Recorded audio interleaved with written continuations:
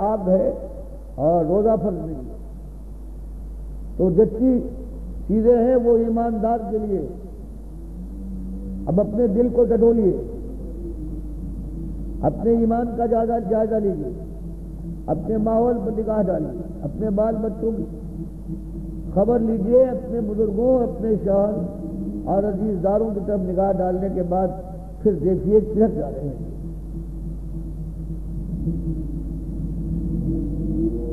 ان کو بتائیے، نصیحت کیجیے کہ سب کچھ مالک نے دیا ہے.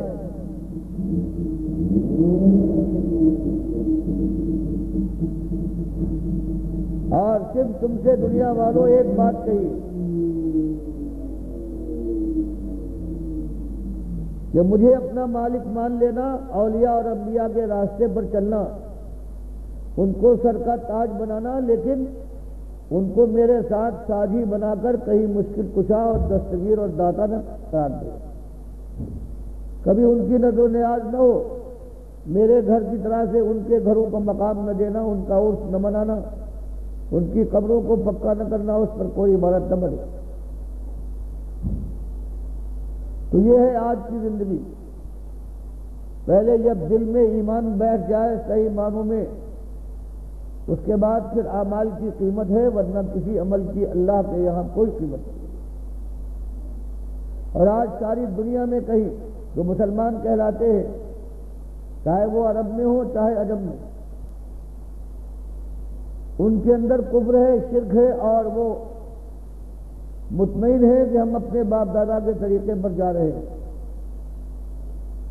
لیکن افسوس کہ ان کو روکنے والا، سمجھانے والا مشکل سے ملتا ہے، اور جو ان کو سمجھانے کی کوشش کرے تو ایسے دیوانے ہو گئے ہیں کہ اس کو اپنا دشمن مانتے ہیں، دوست کو دشمن سمجھتے ہیں.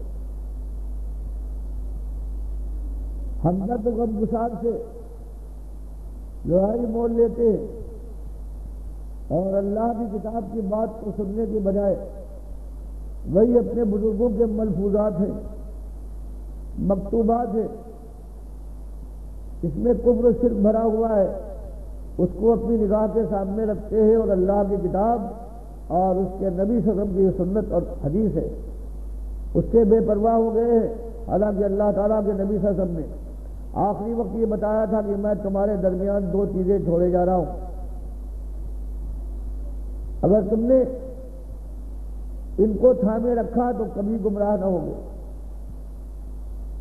ایک چیز قرآن کتاب اللہ، اور دوسری اپنی سنت نبی. آج امت نے کتاب اللہ کا ترجمہ کر کے، تفسیر بیان کر کے، ان کے علماء نے اللہ کی توحید کو، ایمان کو شرک میں بدل دیا. اللہ کے نبی صاحب کی جو سنت تھی اس کو بدعت کے رنگ میں رنگنے کے بعد آلودہ کر دیا. اور یہ ایمان جو آج پوری دنیا میں مسلمانوں کے اندر پایا جاتا ہے، یہ کافی شرک، خالص کفر شرک میں ڈوبا ہوا ہے. اسی لیے کبھی ہندوستان میں اس امت کی خواتین ہیں، مائیں اور بہنیں اور بیٹیاں ہیں، ان کی آبرو کے کفن تار تار ہو جاتے. 40 سال سے لاکھوں کی تعداد میں اسی امت کی بیٹیاں ہیں جو ہندوؤں اور سکھوں کے بستروں پر ہیں، اور کئی یہودیوں کے پاس عرب کی وہ آبرو ہے جو کسی زمانے میں ایمان کی وجہ سے عزت والی تھی. اور اسی وجہ سے آج دنیا میں زندگی ہے عجیب، سکون چھین لیا گیا ہے. نہ بزرگوں کے چہرے پر بزرگی کے آثار ہیں، نہ معصومیت پائی جاتی ہے بھول پن کے ساتھ ان معصوموں کے چہرے پر. نہ امت کی آبرو کے اوپر غازہ ہے عفت اور عصمت کا، اور نہ کہیں ایک گھڑی سکون کی کہیں ملتی.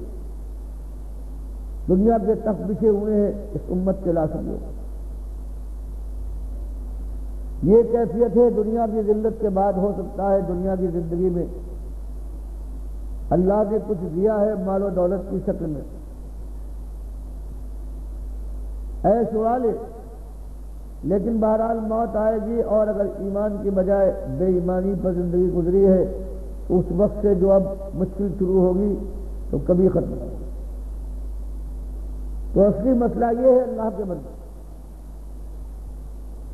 کہ بچاؤ اپنی جانوں کو، اپنے بال بچوں کو۔ مالک فرماتا کو انفسکم و اہلیکم نارا،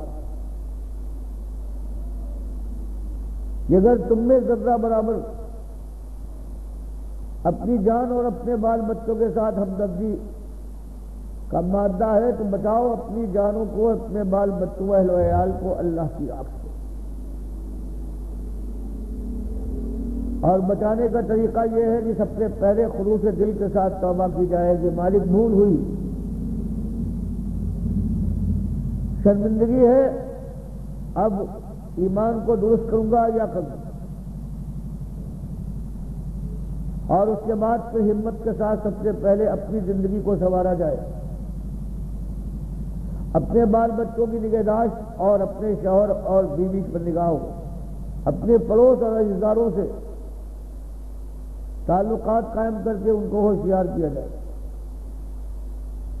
اور پھر اللہ کی بات جہاں موقع ملے بغیر خوف و ہراس کے، بغیر اس خطرے کے لوگ کیا کہیں گے، وہ بات پیش کی جائے۔ اور جب یہ بات پیش ہوگی تو کفر و شرک کے ماحول میں مخالفت ہوگی، سختیاں ہوگی۔ اللہ نے فرمایا ایسی حالت میں صبر کرو، کام نہ چھوڑنا۔ تو یہ ایک بات ہے، سال میں ہر مہینہ جو آج مسلمان امت کا ہے سوائے ایک خالی مہینے، اس کے اندر بتپرستی ہے، پھر اللہ کی پوجا اور پکارے ہیں، اور یہ شرک آج امت کی رگ رگ میں خون کی طرح سے دوڑ رہا ہے۔ اب اگر اس کا انتظام نہ کیا گیا تو اس دنیا کی زندگی کے بعد جو آگ لگے گی وہ بجھائے نہ بجھے۔ اب فیصلہ آپ کے ہاتھ ہے، اللہ یہ دعا ہے اپنے لیے بھی اور آپ کے لیے بھی۔ اقول قولی ھذا واستغفر اللہ لی ولکم ولسائر المؤمنین۔ اب اگر کوئی